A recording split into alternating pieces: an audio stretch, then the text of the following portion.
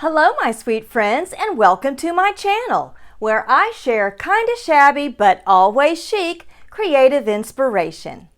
My name is Becky and I thank you so much for joining me for episode 6 of my summer sewing series. Throughout this series we have made all of these beautiful handmade accessories. Keyring coin pouches and zippered wristlets, fitted Bible covers, 2 different styles of book sleeves, and these gorgeous tote bags. And today we're going to be making these adorable ruffled boxy pouches. While all of these other accessories were quilted, I'm not going to be quilting this fabric today, but you absolutely can if that is the look that you prefer. Well, there is lots of fun in store today, so let's get this project started.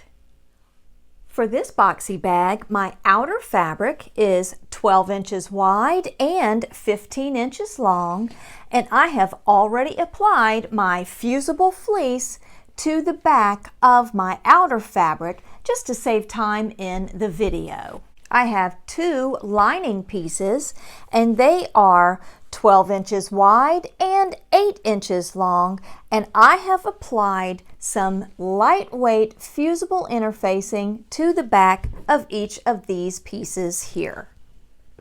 This piece is 3 inches wide and 6 inches long, and it is for our zipper tabs. I have a 14-inch long zipper. And for the ruffles, I have 2 pieces of fabric that are 2.5 inches wide and they are 21 inches long. And all of these measurements will be found in the description box below. Press your ruffle pieces in half.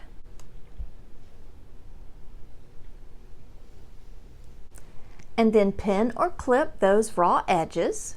Press your zipper tab in half.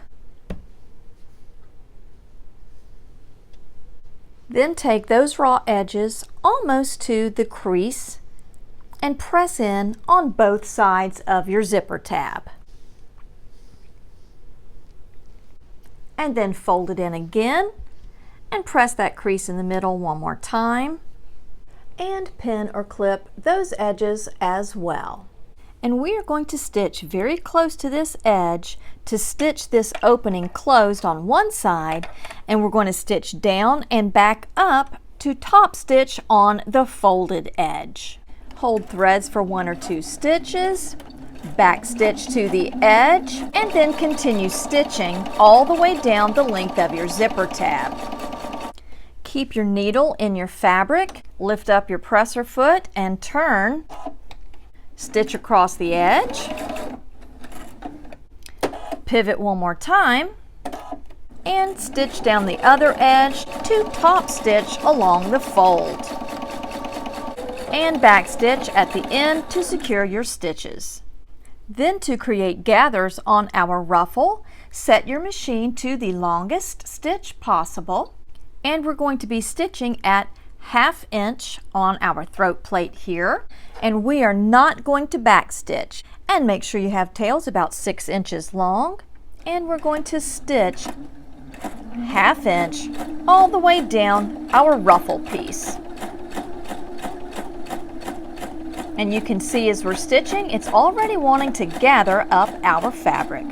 And when you come to the end of your strip, you want to make sure that you are going to leave about another 6 to 8 inches of thread tails on that piece, and that's going to create some beautiful gathers on our ruffle. And now you'll just follow that same process and stitch your other ruffle piece in the same fashion. Then after stitching in your gathering stitches on your ruffles, remember to turn your machine back to your standard stitch length. Clip off your excess threads from your tab and give all of that a good press. And now you're going to fold this in half. So then we've created 2 pieces for our zipper tabs. To create the gathers on our ruffle pieces, you're going to tie off those threads on one end, and then we're going to take the bottom thread on our ruffle and hold on to that and gently work that fabric down to the end of the other side. And as you do that, we just get more definitive gathers on that ruffle piece. Pin the end that you tied off and pin the other end, and then you can continue to gather and adjust those gathers along that ruffle until it is evenly spaced across the top of your fabric. And then when you're satisfied that you've evenly distributed those across the fabric, go ahead and pin that into place and tie off the threads on the other end. And you are going to do that same process to the ruffle at the bottom of your piece as well. And we're going to stitch this down so it doesn't move on us when we go to put our zipper on. And I'm going to keep the raw edge right alongside of my presser foot as I am sewing. Come forward a few stitches, back stitch to secure, and then you want to slowly stitch, making sure you remove your pins, not sew over those.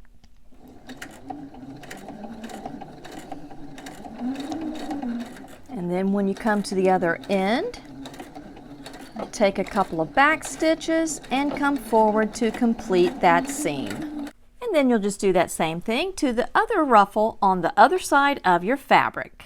Place the right sides of your lining fabric together, pin along the 12-inch side, and then I've also made marks because we're going to leave a 5-inch section open because that's what we're going to be using to turn our bag right side out when we're finished with it. And we're going to sew a 1/2-inch seam allowance.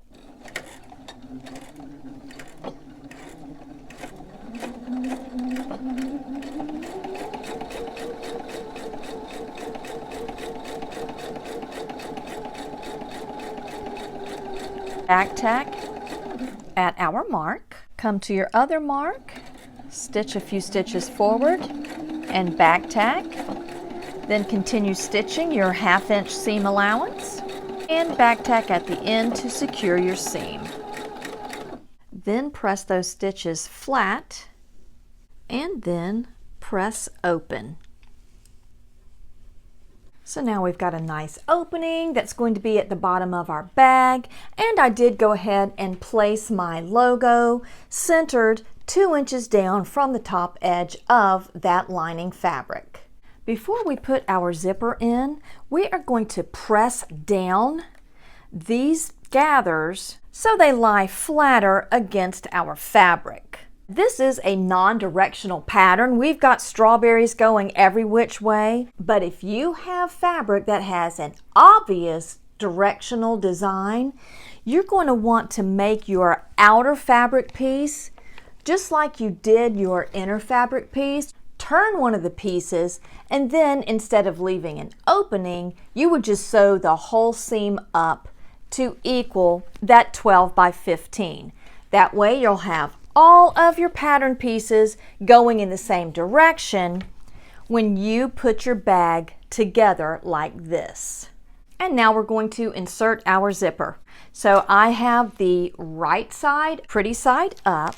Take the right side of the zipper, place it down, line up the edges, and clip that into place. Then take your lining with the pretty sides, right sides of your fabric together, match up those edges, and then you're just going to move the clips that you had clipped here onto the outside to clip everything into place. So there's a lot going on right there, and I did change my needle from a standard needle to a heavier weight denim or jeans needle, again because we are going to be stitching through quite a bit of fabric here. I've changed out my standard presser foot for my zipper foot, and this section on my zipper foot here is what I'm going to be using as a visual guide to keep my stitches straight. Hold threads for 1 or 2 stitches, back stitch to the edge, then come forward, and we're going to do this slowly. Putting in a zipper isn't difficult, but it's not a race. You want to take your time, and we're going to stitch slowly all the way down through all of this fabric on our zipper. And as we come to the other side, we're going to backstitch to secure those threads in place. Press along my lining fabric, fold my zipper back, and press along that seam, being very careful not to touch those zipper coils with your hot iron. Then I pulled the fabric back on itself, matching up the seams and clipping them out of the way. I even put a pin in the middle just to hold all of this in place. And now we are going to go and top stitch right along this edge to keep our ruffle out of the way when we open and close our zipper. I put my standard presser foot back on, increased my stitch length to 3.5, and I'm going to use this outside edge of my presser foot right up against my zipper teeth to keep my stitches nice and straight. And since we've got a lot going on here, I am not going to backstitch because this is going to be caught up in the side seam anyway. And hold my threads for a few stitches just to get us started. And I'm just going to stitch slowly, using my hands to hold the zipper down as I hold down the ruffles. And we're just going to stitch that all the way down the top of our ruffle here. And then we're going to press along that stitching line. And that looks great. And now use your seam ripper to remove these long running stitches that you see along the edge right there. Now to finish our zipper installation, we are once again taking our zipper and we're putting it face down on top of the pretty side of our fabric, and we're going to match up those edges and clip into place. So those edges at the top should line up and your sides should line up as well. Then you'll take this edge and fold it up over. So now you've got like two flaps going on here.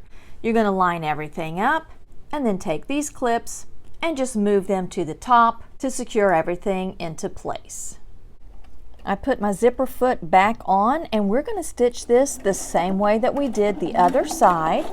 Come forward a little bit, do some back stitches, and then come forward and stitch all the way down. And then when we come to the end, do some back stitching to secure those stitches into place.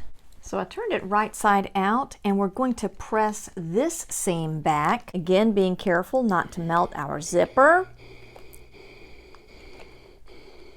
And then I opened the zipper and I'm going to press this end as well. Again, making sure that I'm just pressing on the seam and I'm not touching that zipper with my hot iron.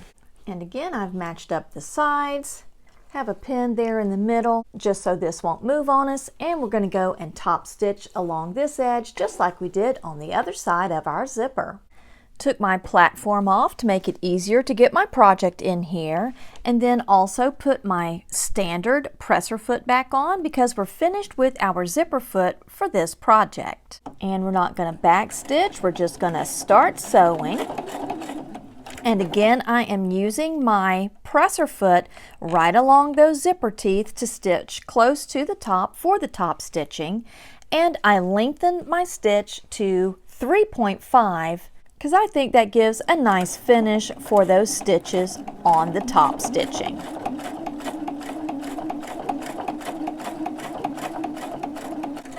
And we're just going to come to the end and finish our stitches. And we won't back stitch here either. Press your top stitches.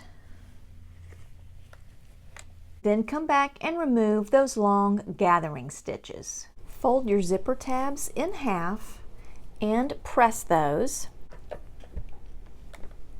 And place that raw edge just a little bit past your fabric, and that zipper is going to line up right in the middle of your tab. And then you can pin that into place. Now on this end, you're going to open your zipper up a little bit, and I just took a needle and thread and made a couple of loops over the end of that zipper just to hold that in place so it doesn't separate when we are sewing our other zipper tab on. Extend that zipper tab just a little bit past the raw edge of our bag and pin that into place, making sure that that is right across the middle of that zipper. And I'm just using the outside edge of my presser foot as my guide. And now I've got everything positioned. I'm going to remove my pin, and we're going to hold threads and come up a few stitches, and then we're going to back stitch. Then we're going to come forward,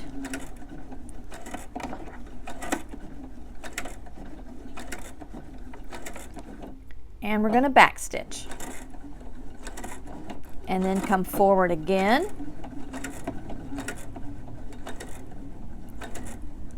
and I'm going to back stitch one more time at the edge.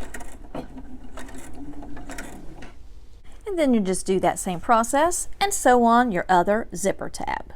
Unzip the zipper halfway, and then we're going to turn our bag.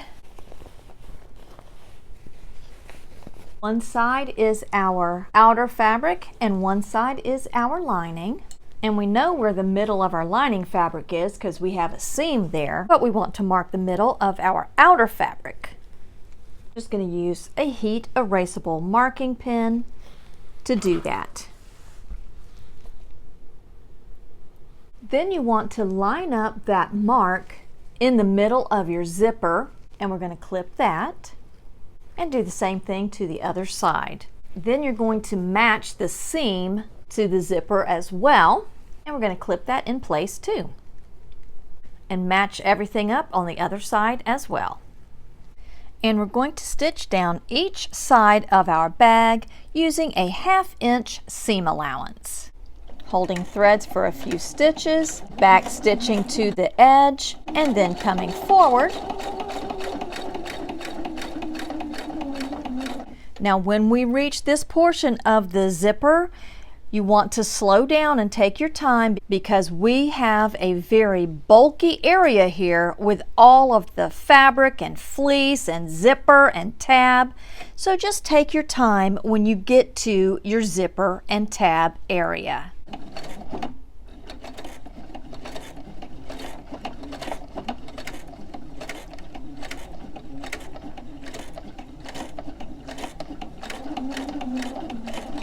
And then when you get to the end, take a couple of back stitches to secure those threads. And you'll do the same thing to the other side of your bag. And now we can come to the sides and trim off all of this excess.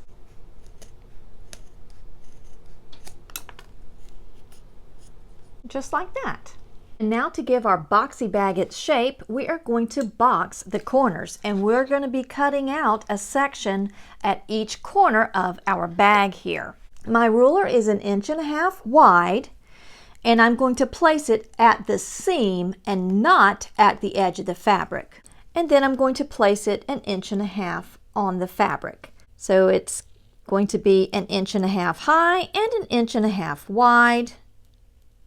And that's what we're going to be cutting from each of our corners. And on the sides, you are going to be cutting through that stitching line.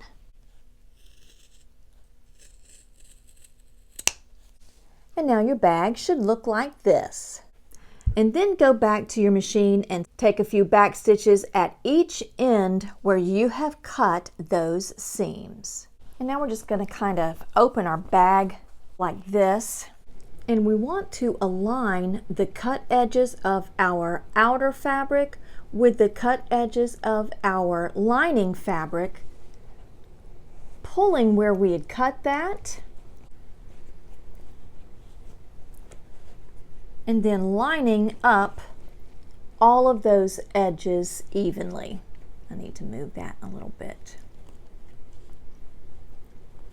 And clip it into place as you go. I usually match up all of my corners and clip them down and then stitch them all at the same time. But if you're an absolute beginner, it's going to be much easier for you to match up all of those edges and stitch them down one at a time so you don't have clips or pins just hanging out everywhere, because that can get a little confusing. And I'm going to use the inside of my presser foot as my visual guide to keep my seam straight. And that's going to be about a 1/4 inch seam allowance on these boxed corners. Hold threads for a few stitches and come forward, back stitch, come forward and back stitch again, because we really want to make sure that this is going to be secure. We're going to stitch slowly, especially when we get to the bulky area here where our seams are.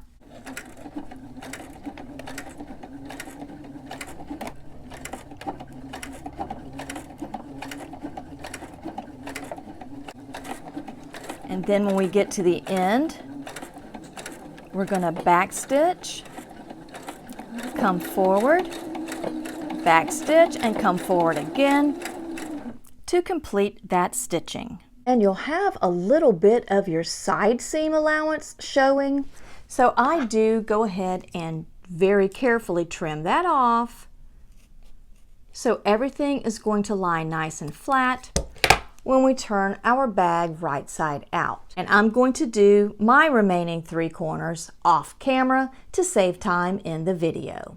And after you have all 4 of your corners stitched, you're going to come to your opening and you're very gently and very carefully going to work and turn your bag right side out. Open up your zipper and then flip the bag the rest of the way out. We're going to check and make sure everything is stitched down before we close up our opening. Then give your zipper a quick test, make sure it's not catching on anything. Oh, that is adorable. And it looks pretty rough after you turn everything right side out, and it is going to need to be ironed. But first, we need to take care of the opening at the bottom.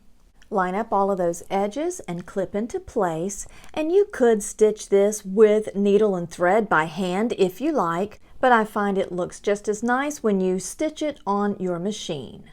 Now our opening starts here, but we're going to begin our stitching about a 1/4 inch above that to make sure we don't leave anything accidentally open. And we're going to stitch about 1/8 of an inch away from that edge. Holding threads for a couple of stitches, back stitching, and then slowly stitching all the way down very close to that edge. And as you're stitching, you want to make sure those edges stay on top of each other so you catch both of those folds in the process. Then you want to go about a 1/4 inch past where that opening was, back stitch, and complete your stitching. Check to make sure all of those edges are secure. Tuck that back in, and now we're going to start pressing. And I'm going to use a rolled up hand towel to get in there and press out all of these edges. And then I'll use this end of my tailor's ham to actually get these corners pressed out. So take your time and use whatever you have to get out all those wrinkles, and everything just looks all nice and smooth again. Then after pressing the outside, I want it to look just a little more boxy, so I push over from edge to edge along the bottom and just barely iron that down. Do the same thing on the other side.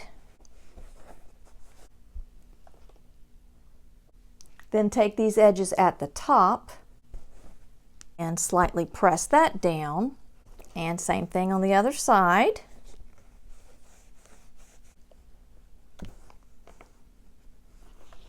And then zip up your zipper.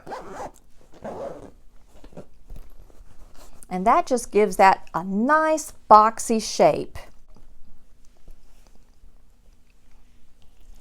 Absolutely adorable. Thank you so much for joining me today. It has been my pleasure to sew with you. I hope you enjoyed today's tutorial and that you plan on making lots of these adorable little ruffled boxy bags. And until next time, my sweet friends, be blessed.